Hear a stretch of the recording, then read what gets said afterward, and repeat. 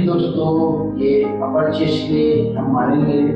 आपको भी पहले हल्का सा ऊपर से रख लीजिए, ऊपर से रेस्ट करिए।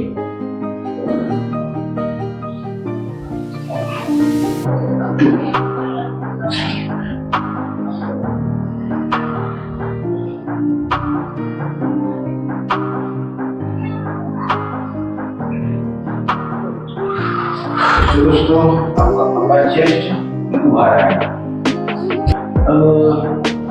इसी में ही दोस्तों अपर चेस्ट के लिए किसी भी जगह स्टूल या बेंच के ऊपर पैर रख के आपको मारना है। पैर ऊपर और इधर हैंड नीचे।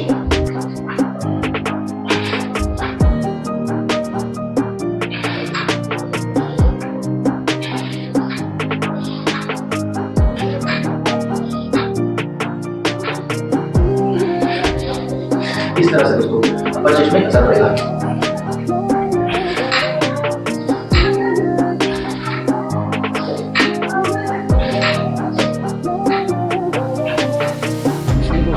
अपर चेस्ट के लिए